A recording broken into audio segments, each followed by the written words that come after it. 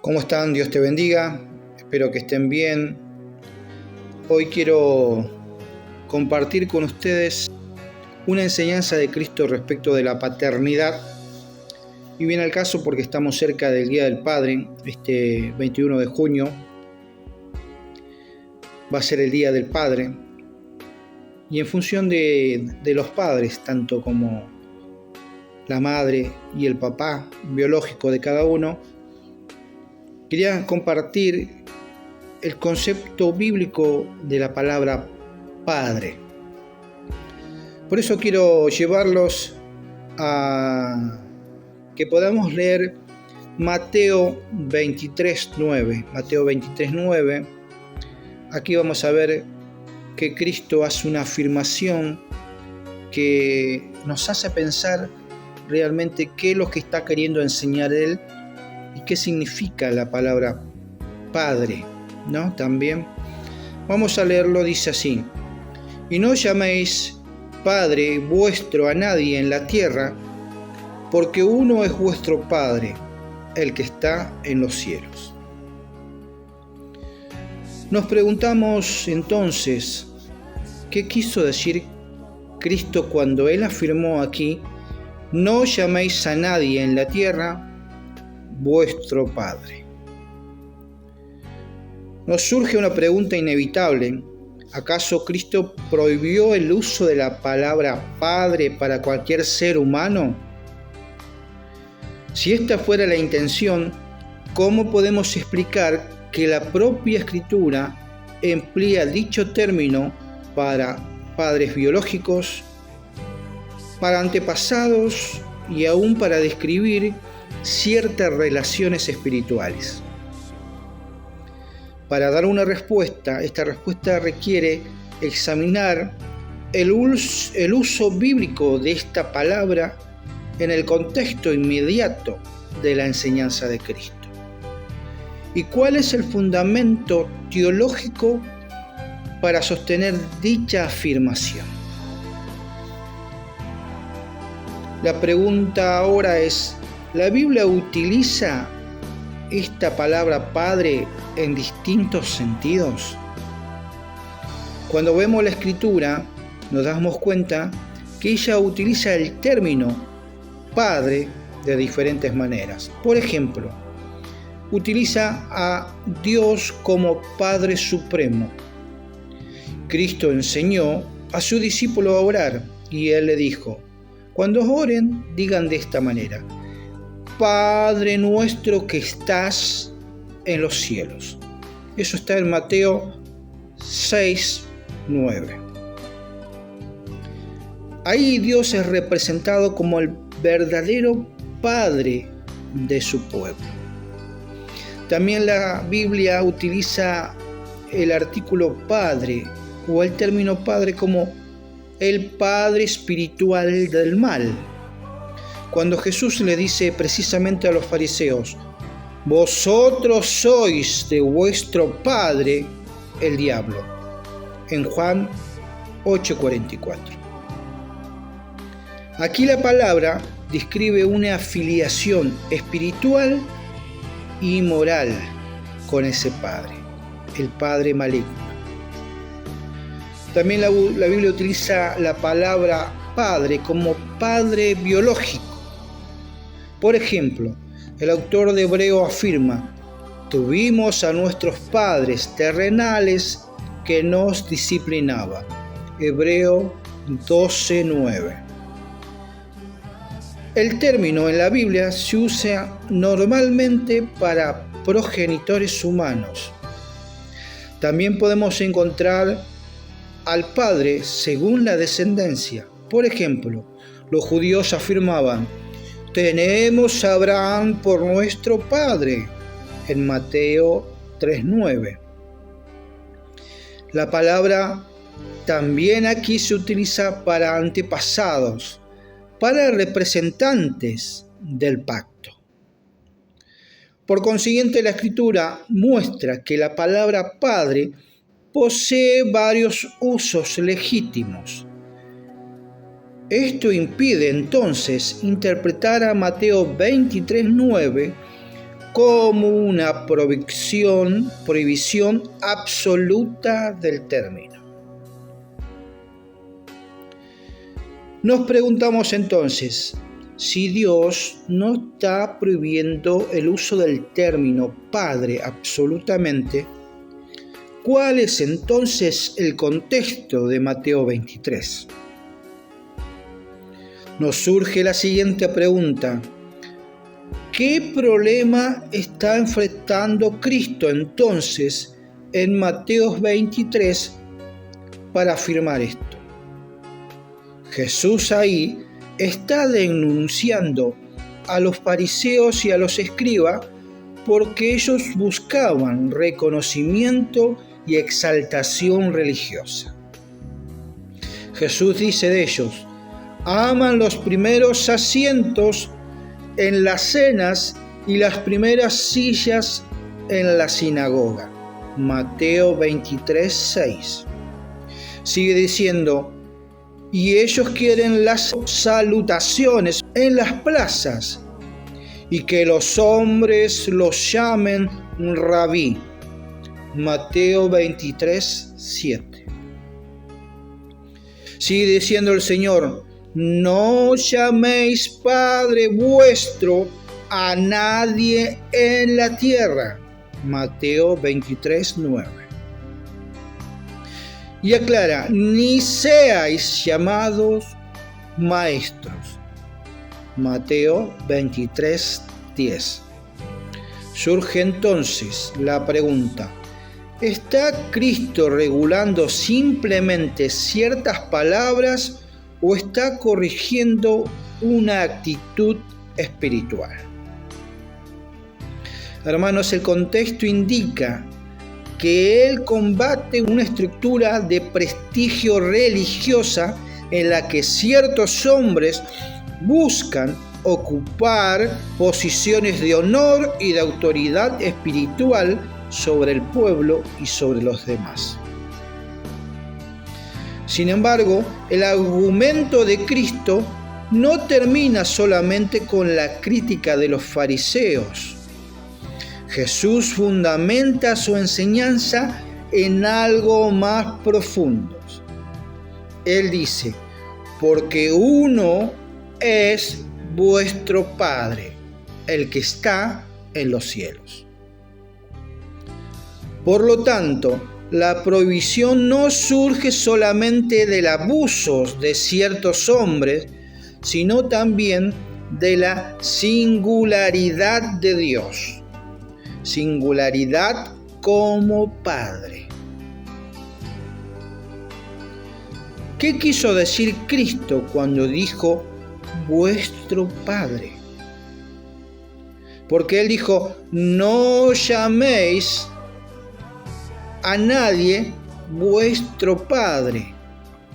No dijo simplemente: no llaméis Padre a nadie, sino dijo: no llaméis a nadie en la tierra vuestro Padre. ¿Por qué Cristo utiliza aquí la expresión vuestro? El énfasis parece recaer sobre una relación de dependencia espiritual y de autoridad religiosa. La cuestión aquí no es meramente lingüística. Cristo está señalando que los discípulos no deben colocar a ningún hombre en una posición que corresponda exclusivamente a Dios. Por eso añade: porque uno es vuestro Padre, el que está en los cielos. Así la enseñanza se centra en la singularidad de la paternidad de Dios.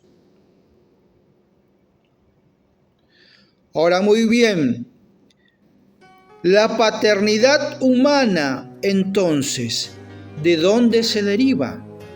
¿De dónde procede?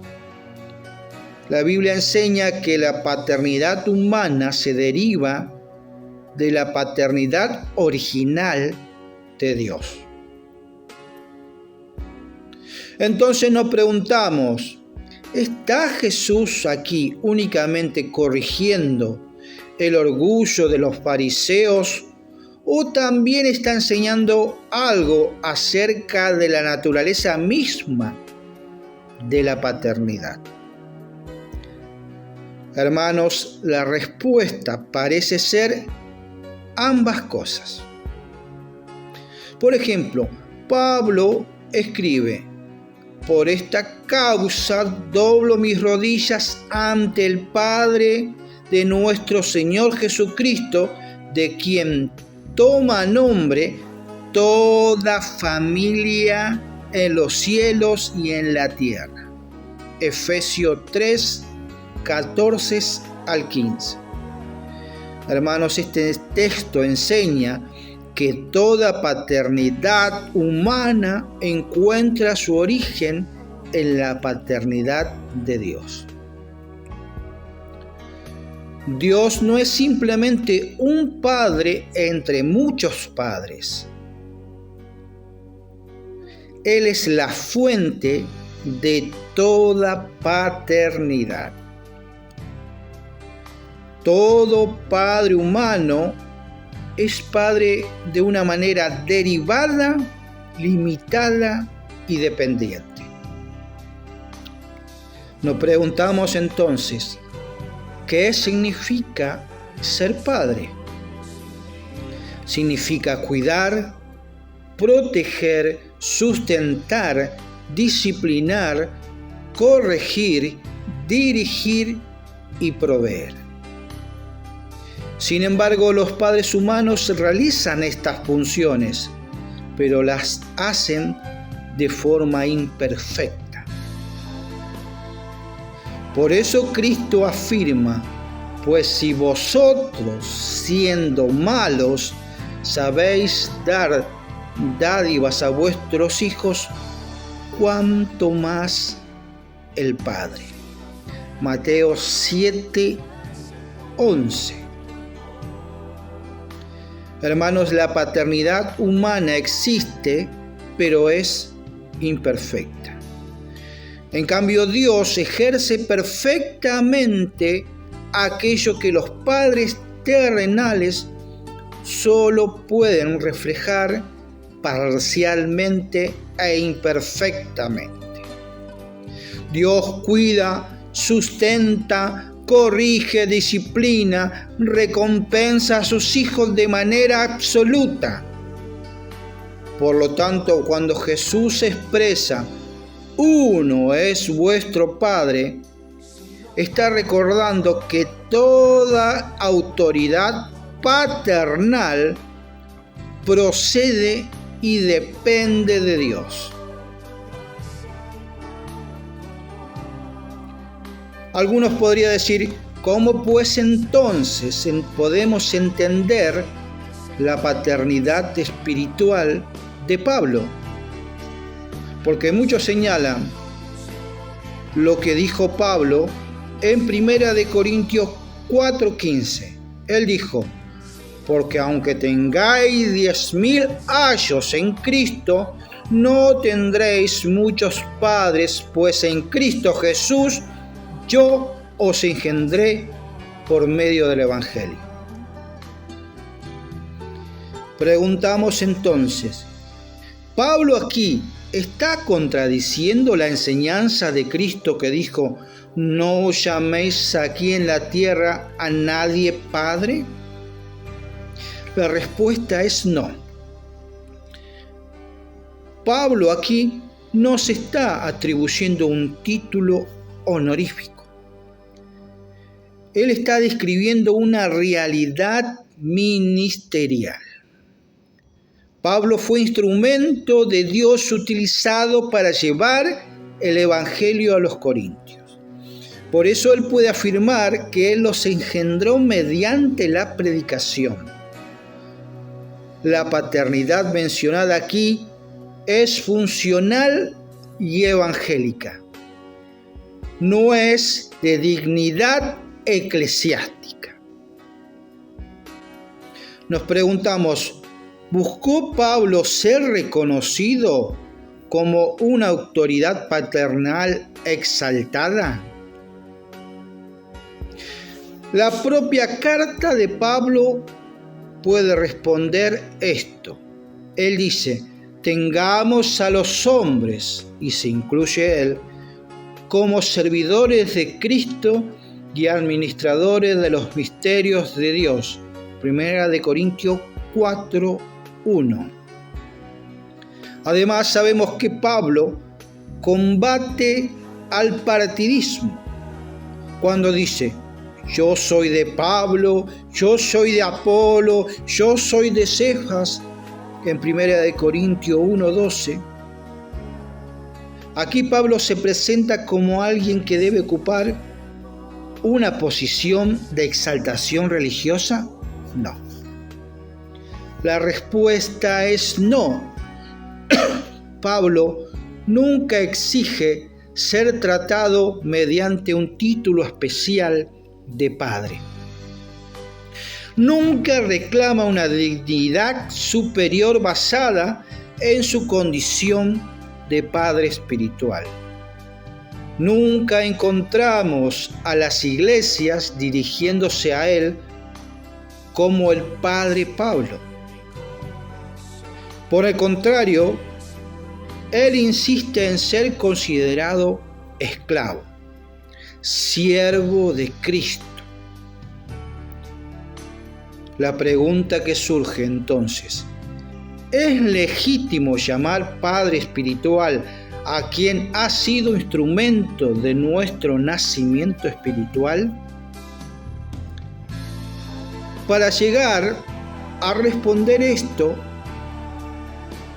debemos ahora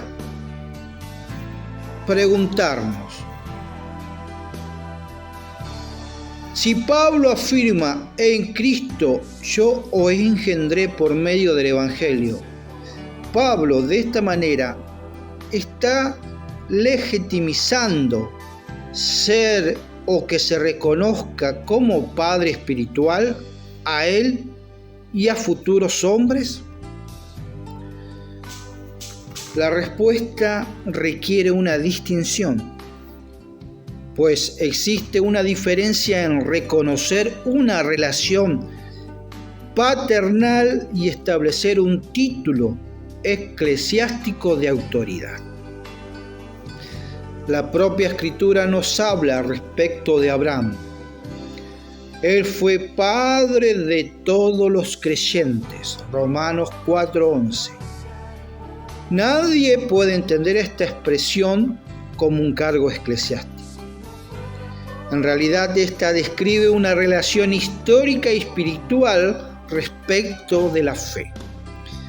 De manera semejante, un creyente puede reconocer a una persona que fue instrumento de Dios para su conversión, discipulado o crecimiento espiritual. En ese sentido relacional, afectivo y descriptivo, la idea de paternidad espiritual puede resultar comprensible. Sin embargo, la cuestión cambia cuando la palabra padre deja de describir una relación y pasa a funcionar como un título eclesiástico estable de autoridad religiosa.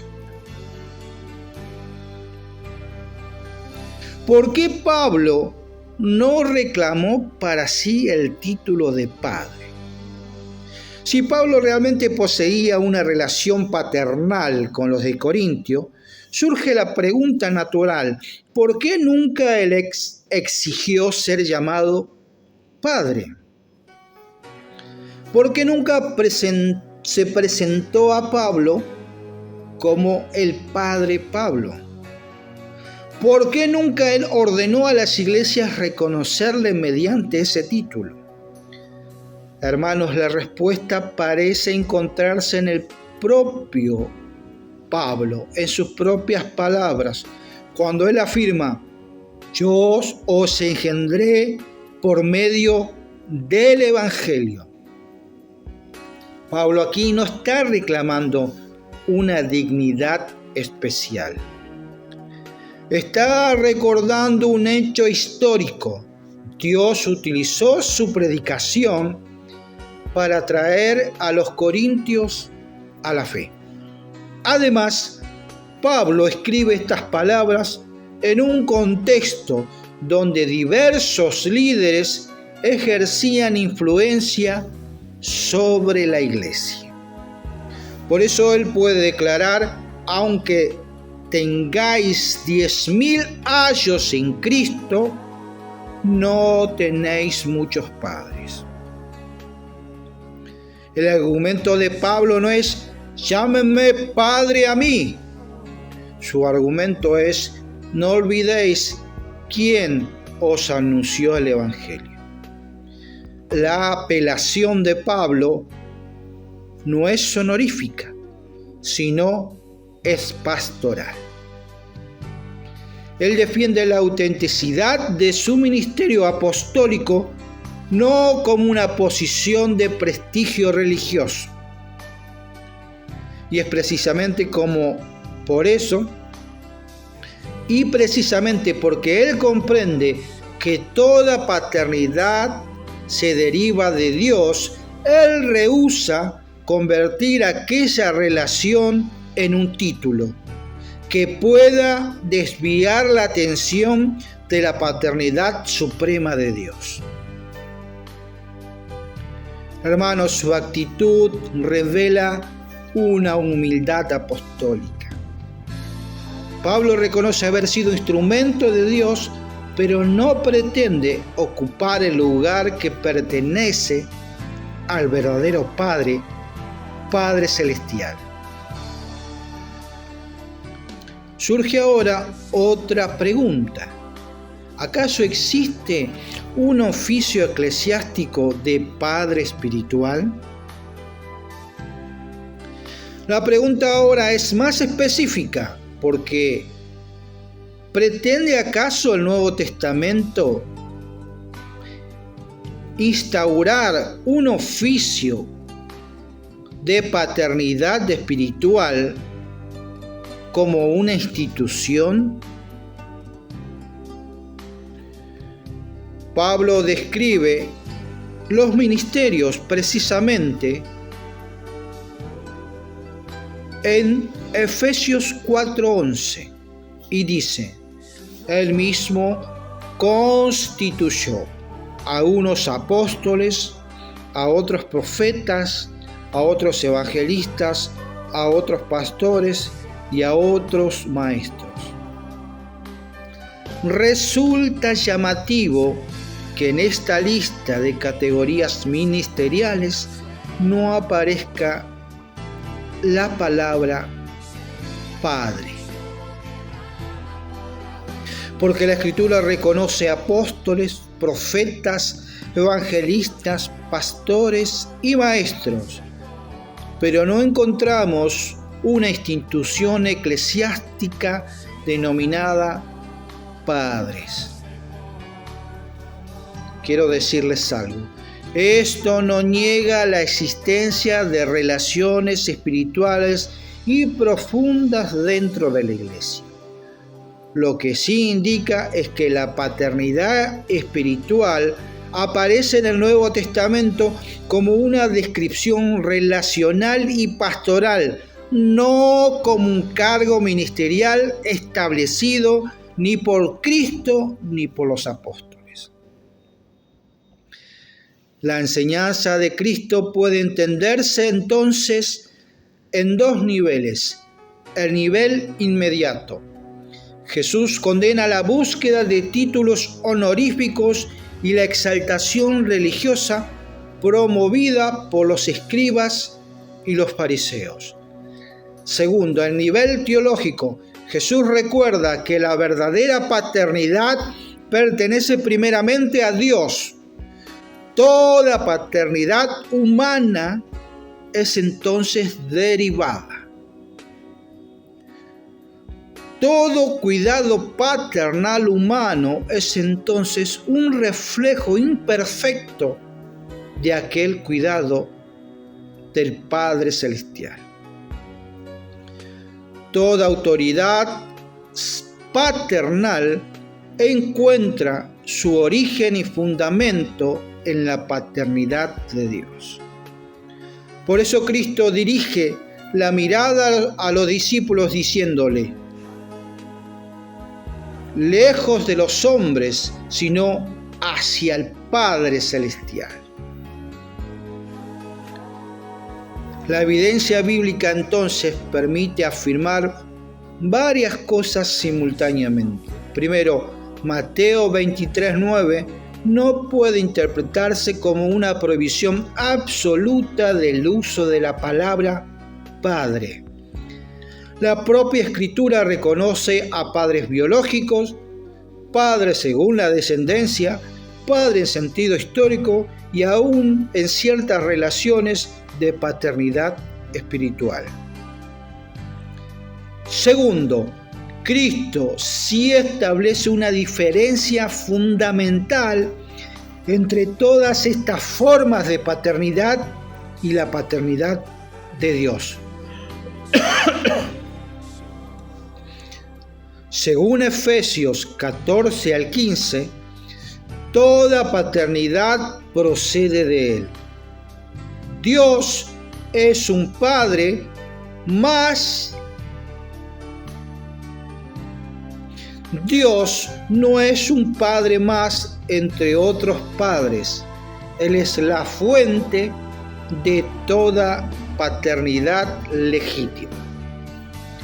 Tercero, Pablo no contradice esta enseñanza cuando afirma haber engendrado espiritualmente a los corintios. Tercero, Pablo no contradice la enseñanza cuando afirma haber engendrado espiritualmente a los corintios.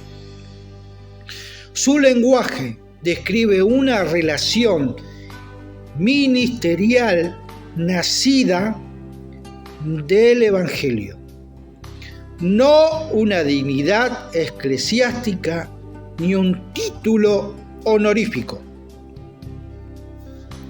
Cuarto, aunque pueda existir un reconocimiento afectivo, relacional o descriptivo de una figura paternal de fe en el Nuevo Testamento, nunca él presenta la paternidad espiritual como un oficio instituido por Cristo, ni muestra a los apóstoles reclamando para sí tal título de padre, como una designación eclesiástica y permanente. Finalmente, hermanos, la humildad de Pablo resulta tan instructiva como sus palabras. Aún él pudiendo recordar a los corintios que fue instrumento de su nacimiento espiritual, jamás convierte esa realidad en una forma de exaltación personal. Él prefiere ser conocido como siervo, como administrador de Cristo y de los misterios de Dios. Por eso, la cuestión central ahora de Mateo 23 no gira simplemente alrededor de una palabra, gira alrededor de una verdad teológica mucho más profunda. Toda disciplina y toda paternidad encuentra su origen en Dios. Entonces, hermanos, la pregunta decisiva sigue siendo la misma que Cristo planteó. ¿Quién es verdaderamente nuestro Padre? Y la respuesta permanece inalterable. Uno es vuestro Padre, el Padre que está en los cielos. Que tengan un buen día del Padre el próximo 21 y recuerden que la paternidad humana se deriva de Dios, quien es perfecto, pero la paternidad humana es imperfecta. El Padre quiere amar y a veces no logra amar como Él quiere amar. Quiere proteger y muchas veces no puede proteger como Él quisiera proteger. Por eso no quita que reconozcamos en Él su sacrificio, su fuerza, su voluntad, su trabajo más allá de sus defectos. Dios te bendiga.